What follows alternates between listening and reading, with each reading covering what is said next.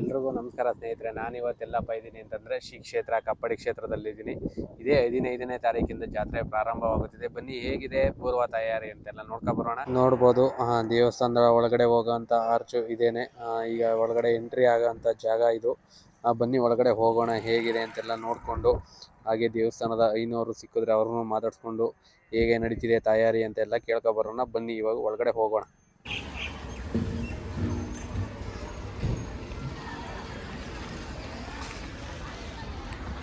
ನೋಡ್ಬೋದು ಕಪ್ಪಡಿ ಕ್ಷೇತ್ರ ಈಗ ಹೇಗಿದೆ ಅಂತ. ತುಂಬ ಅಭಿವೃದ್ಧಿ ಕೆಲಸ ನಡೀತಿದೆ ಇಲ್ಲೆಲ್ಲ ನೋಡ್ಬೋದು. ಇವಾಗ ಹೇಗಿದೆ ಅಂತ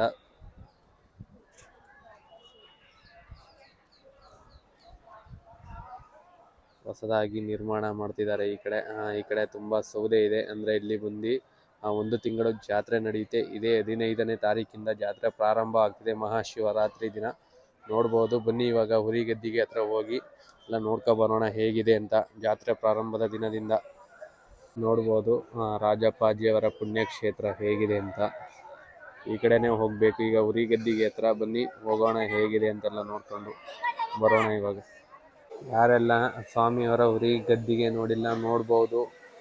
ಜಾತ್ರೆ 15ನೇ ತಾರೀಕಿಂದ ಸ್ಟಾರ್ಟ್ ಆಗುತ್ತೆ, ಶಿವರಾತ್ರಿ ದಿನ ಎಲ್ಲ. ಬನ್ನಿ 1 ತಿಂಗಳು ಜಾತ್ರೆ ನಡೆಯುತ್ತೆ, ಹೇಗಿದೆ ಅಂತ ನೋಡ್ಬೋದು.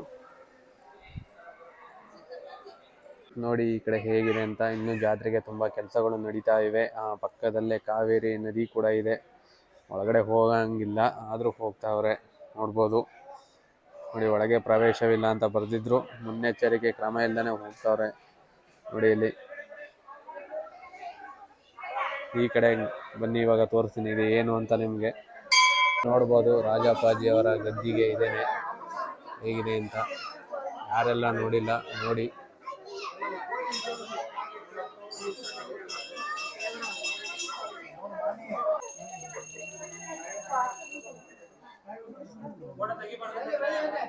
ನೋಡ್ಬೋದು ಹೇಗಿದೆ ಅಂತ. ಹುರಿಗದ್ದಿಗೆ ಹತ್ರ ರಾಜಪ್ಪಾಜಿಯವರ ಗದ್ದಿಗೆ ನೋಡಿ ಹೇಗಿದೆ ಅಂತ.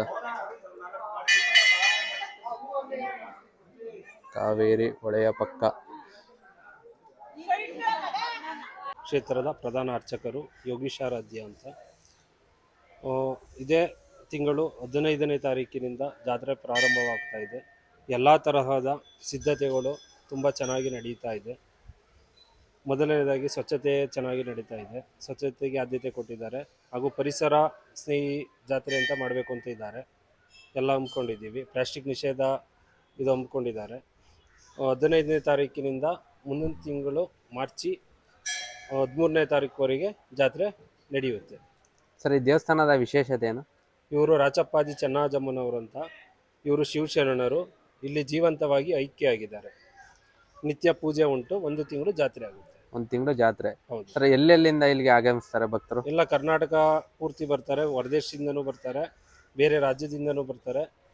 ಹಾಗೂ 1 ವರ್ಷ ಮಳವಳ್ಳಿ ಬುದ್ಧಿಯವರು, 1 ವರ್ಷ ಬಪ್ನಾಪುರದ ಬುದ್ಧಿಯವರು ಜಾತ್ರೆ ನಡೆಸೋದು, ಪೂಜೆ ಪುರಸ್ಕಾರ ಎಲ್ಲ ನಡೀತಾ ಇದೆ. ಈ ವರ್ಷ ಯಾವ ಬುದ್ಧಿಯವರು ಬರ್ತಾವ್ರೆ? ಮಳವಳ್ಳಿ ಬುದ್ಧಿಯವರು. ಮಳವಳ್ಳಿ ಬುದ್ಧಿಯವರು.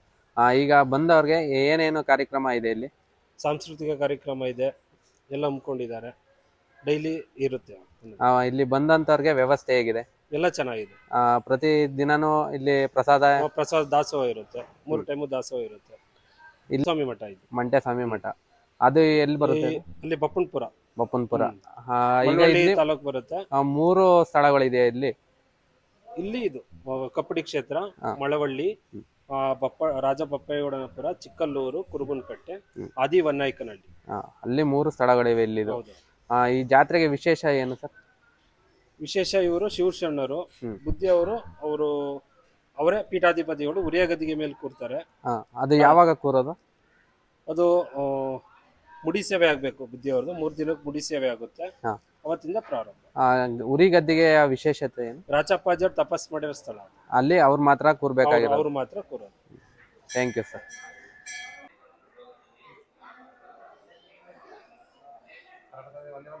ಈ ಗದ್ದಿಗೆ ಬಂದು ಚೆನ್ನರಾಜಮ್ಮನವರ ಗದ್ದಿಗೆ ಆಗಿರುತ್ತೆ. ನೋಡಿದ್ರಲ್ಲ ಹೇಗಿದೆ ಅಂತ. ಅವರ ಗದ್ದಿಗೆನೂ ಕೂಡ ಇಲ್ಲಿ ನೋಡ್ಬೋದು. ನೋಡಿ ಹೇಗಿದೆ ಅಂತ. ಯಾರೆಲ್ಲ ನೋಡಿಲ್ಲ ನೋಡಿ.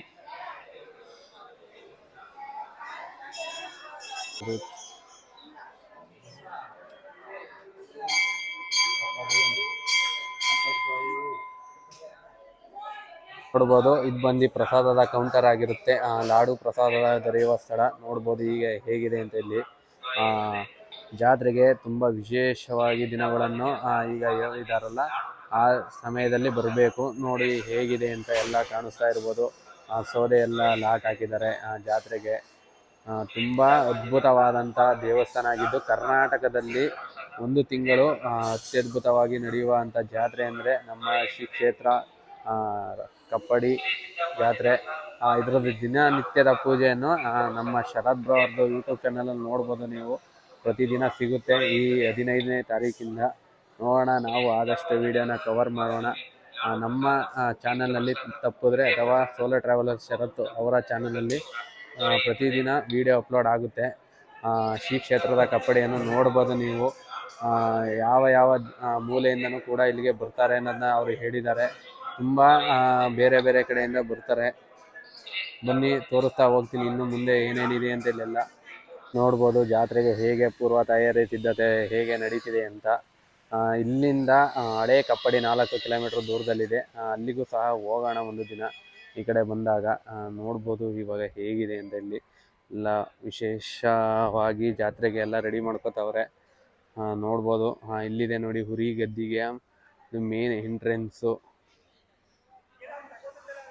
ಈ ಜಾಗ ಸ್ನಾನಕ್ಕೆ ಮತ್ತೆ ಮುಡಿ ಕೊಡುವಂಥ ಜಾಗ ನೋಡಿ ಹೇಗಿದೆ ಅಂತ. ತುಂಬ ಅದ್ಭುತವಾಗಿದೆ. ಕಾವೇರಿ ನದಿಯ ಪಕ್ಕದಲ್ಲೇ ಇರುವಂಥ ಮುಡಿ ಕ್ಷೇತ್ರ ಮತ್ತು ಸ್ನಾನ ಮಾಡೋಕ್ಕೆ ಅಂತ ಮಾಡಿರೋಂಥದ್ದು ಹೊಸ ಬಿಲ್ಡಿಂಗ್ ಕಟ್ತವ್ರೆ ಈ ಕಡೆ.